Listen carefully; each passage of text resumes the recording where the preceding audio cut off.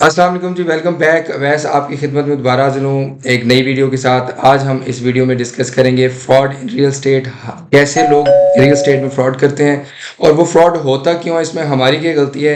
Real estate में हमें investment करते हुए कौन कौन सी चीज़ों का ख्याल करना चाहिए, कौन कौन से डॉक्यूमेंट्स का, कौन कौन सी लीगैलिटीज़ का ख्याल करना चाहिए, ये सारा कुछ हम इस वीडियो में डिस्कस करेंगे। So stay tuned and watch till end. Thank you. Welcome back जी। उम्मीद करता हूँ आप लोग सब खैरियत से होंगे। अल्हम्दुलिल्लाह आपकी दुआओं से मैं भी खैरियत से हूँ। आज का टॉपिक है जी fraud in real estate, how we can do safe investment in real estate, और उसमें हमें कौन कौन सी चीज़ों का ख्याल करना चाहिए। सबसे पहले डिस्कस कर लेते हैं जी फ्रॉड क्यों होता है रियल स्टेट में और वो लोग कैसे करते हैं। जिनको नहीं आइडिया वो भी थोड़ा सा मोहतात रहें। फ्रॉड कैसे करते हैं लोग और उसमें हमारी भी गलती है, वो गलती क्या है और हम कैसे सेफ इन्वेस्टमेंट कर सकते हैं रियल स्टेट में। देखिए, जब तक वह लालच है तब तक फ्रॉड ख़त्म नहीं हो सकता। तो same here in real state. आप देख रहे हैं मार्केट में बड़ी सारी ऑफर्स हैं। आपको अट्रैक्ट किया जाता है, आपको प्रॉफिट्स की, आपको मंथली इनकम की, और पता नहीं क्या क्या ऑफर्स दे के लोग इन्वेस्टमेंट्स ले रहे हैं। लोग कुछ अरसे बाद गायब हो जाते हैं। सबसे पहले तो हमें लालच नहीं करनी चाहिए और सोचना चाहिए कि रियलिस्टिक वे में हमें रियल स्टेट में प्रॉफिट्स या मंथली इनकम आ कितनी सकती है। क्या आया ऑफर करने वाला बंदा उतनी ऑफर कर रहा है, ऑफर्स मार्केट के मुताबिक हैं, तो आया कि वो जो प्रोजेक्ट्स हैं या वो जो भी चीज़ इन्वेस्टमेंट के लिए ऑफर कर रहा है वो लीगली ठीक है, और हमें कौन कौन सी चीज़ें देखनी चाहिए उसमें इन्वेस्टमेंट करने के लिए।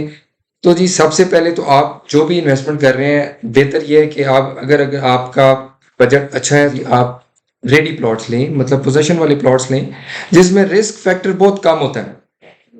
उसके बाद अगर आपका बजट कम है और आप किसी पेटेंट सोसाइटी की तरफ जाना चाहते हैं और आपके बजट में सिर्फ फाइल्स आ रही हैं, तो उसकी भी वेरिफिकेशन का प्रोसेस होता है। आप उस सोसाइटी से वेरीफाई करवाएं। बाज़ औक़ात फाइल्स भी फेक निकल आती हैं।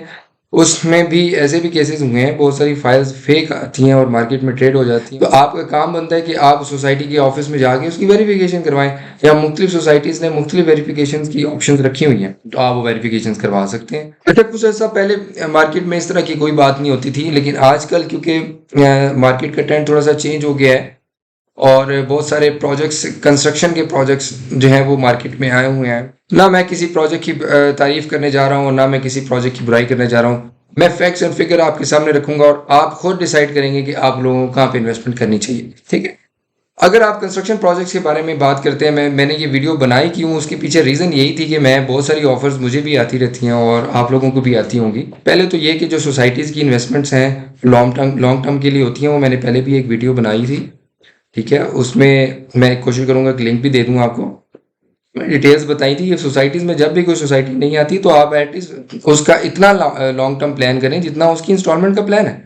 कोई भी चीज़ आप इंस्टॉलमेंट पे लेते हैं तो वो इंस्टॉलमेंट प्लान तक आप ज़रूर प्लान करें उसको। बीच में अगर आपको प्रॉफिट्स आते हैं तो आप बेच सकते हैं, लेकिन आप ये प्लान मत करें कि मैं बीच में प्रॉफिट हो जाएगा तो मैं सेल कर दूंगा। ठीक है।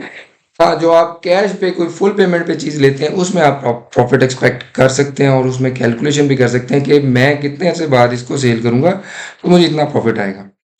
सेम इन प्रोजेक्ट्स, अगर आपको कोई ऑफर कर रहा है तो आप कम से कम उस प्रोजेक्ट को जाके उसकी लोकेशन देखें, फिर उसके डॉक्यूमेंट्स देखें कि उसको जो जगह उसने ली हुई है, जो दिखा रहा है, वाकई उसके पास ऑनरशिप डॉक्यूमेंट्स उसके हैं, वो उन्हीं की ऑनरशिप में है, या किसी के प्लॉट को क्लेम कर रहे हैं कि हमारा है और उस पर प्रोजेक्ट्स बना के दे देंगे। हम लोग ये भी गवारा नहीं करते। बाज़ औक़ात लोग तो जाके देखते भी नहीं है कि जी ठीक है, हमें 25 लाख रुपए हम देंगे और हमें महीने का 30-35 हज़ार रुपये आता रहेगा। बाद में पता नहीं प्रोजेक्ट बनता है नहीं बनता है, और पैसे भी वापस आते हैं या नहीं आते। 6 महीने पैसे आते रहेंगे और या साल आते रहेंगे, उसके बाद वो लोग भी नज़र नहीं आएंगे आपको। बहुत सारे केसेस मैंने देखे। वेरिफिकेशन के बहुत सारे तरीके हैं जी। सोसाइटी के अगर अंदर है तो सोसाइटी से भी आप उस प्रोजेक्ट के बारे में पूछ सकते हैं। सीडीए या आरडीए के अंडर है तो सीडीए और आरडीए से वेरिफिकेशंस करवा सकते हैं कि उसकी ऑनरशिप या उसके अप्रूवल्स वगैरह जो भी चीज़ें। अब तो इस्लामाबाद में आप ऑनलाइन भी सीडीए की वेबसाइट पे प्रॉपर्टी वेरिफिकेशन सिस्टम के थ्रू चेक कर सकते हैं कि प्रॉपर्टी आपकी जो जिसमें इन्वेस्टमेंट कर रहे हैं क्लियर है या नहीं क्लियर। आप उसकी डॉक्यूमेंट्स की वेरिफिकेशन करवा सकते हैं ऑनलाइन। तो थोड़ी सी मेहनत आपकी जो है वो सारी ज़िंदगी की कमाई जो है वो उसको बचा सकती है। ऑनरशिप क्लियर होने के बाद आपने सेकंड चीज़ ये देखनी है कि अगर तो वो डीएचए के अंदर है, DHA is itself an authority. ठीक है, उसमें डीएचए की ही सिर्फ अप्रूवल चलती है। इसके अलावा कोई और अगर सोसाइटी है, तो इवन बैरिया है, तो बैरिया में भी आरडीआई सीडीआई की इन्वॉल्वमेंट होती है। तो क्या रिलेटिव अथॉरिटी से उस प्रोजेक्ट की अप्रूवल है या नहीं है, क्योंकि कंस्ट्रक्शन पाकिस्तान में हो जाती है और कंस्ट्रक्शन होने के बाद अथॉरिटीज उसमें रुकावट बनती हैं। उसके बाद जो है वो प्रोजेक्ट जहाँ पे बन रहा है, ये जो आप जो भी अगर कमर्शियल इन्वेस्टमेंट है या इवन रेजिडेंशियल भी है, तो आप वो देखें अपनी रिहाइश के अकॉर्डिंगली भी, कि मैं वहाँ पे रहूँगा तो क्या आसपास की जो जगह है वहाँ पे मुझे बेसिक फैसिलिटीज, बेसिक नीड्स जो हैं वो मेरी पूरी हो सकती हैं। और रेजिडेंशियल में तो चलें आप अपनी नीड्स देख लेंगे, कमर्शियल में आपने फिर ये भी देखना है कि कमर्शियल वहाँ पे ज़रूरत भी है या नहीं। इसमें डिमांड का होना वहाँ पे बहुत ज़रूरी है। ये सारी चीज़ें अगर उनके पास हैं, जो जिनके पास आप इन्वेस्टमेंट कर रहे हैं, तो क्या उनके पास एक्सपीरियंस है, तजर्बा है उस चीज़ को बनाने के लिए? क्या वो बनाने की सलाहियत भी रखते हैं? अगर वो खुद नहीं बना रहे, किसी और जो है बिल्डर को या किसी कंस्ट्रक्शन कंपनी को उन्होंने वो प्रोजेक्ट दिया हुआ है, तो क्या वो प्रोजेक्ट कंप्लीट करने की सलाहियत रखते हैं? जो भी वेल रिप्यूटेड अच्छी कंपनीज होती हैं या बिल्डर्स होते हैं, उनका आप ऑनलाइन भी बहुत सारी चीज़ें चेक कर लेते हैं कि उन्होंने लास्ट कौन से प्रोजेक्ट्स डिलीवर किए हुए हैं, वो प्रोजेक्ट जाके देख भी सकते हैं। अच्छा, बाज़ औक़ात ऐसा होता है कि हमारा रिलेशन बहुत अच्छा बन जाता है और हम जो है वो 1-2 ट्रांज़ैक्शंस के बाद अगर पहले वेरिफ़िकेशंस की भी थी तो नहीं करते हैं, ठीक है? और ये सबसे बड़ा फ्लॉ है, ट्रस्ट का ज़माना नहीं है। आपने हमेशा अपनी वेरिफ़िकेशन करनी है। बिज़नेस में वो कहते हैं ना कि कोई दोस्ती, कोई रिलेशन नहीं होता। तो आपने अपनी वेरिफ़िकेशन पूरी करनी है। बहुत सारे केसेज़ ऐसे हैं जिसमें जो है ना लोग ट्रस्ट के पीछे मारे जाते हैं, या दूसरा फैक्टर मैंने बताया कि लालच के पीछे मारे जाते हैं। वेरिफ़िकेशंस के बाद जब भी आपकी डील बन जाती है, आपने लीगल डॉक्यूमेंटेशन का ज़रूर ख़्याल करना है।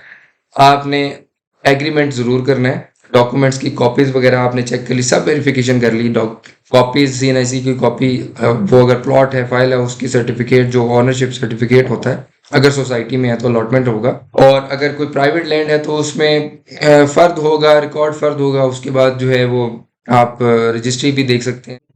इजाज़त चाहता हूँ जी, अपना बहुत सारा ख़्याल रखिएगा, दुआओं में याद रखिएगा। नेक्स्ट वीडियो के साथ फिर इंशाल्लाह हाज़िर होऊँगा। कोई भी इस वीडियो से रिलेटेड या कोई और रियल एस्टेट के हवाले से क्वेश्चन हो तो आप ज़रूर राब्ता कर सकते हैं दिए गए नंबर से, या कोई और आपने सेल परचेज़ के हवाले से या रेंट के हवाले से बात करनी हो, तो आप राब्ता कर सकते हैं। अपना बहुत सारा ख़्याल रखिएगा। अस्सलाम वालेकुम।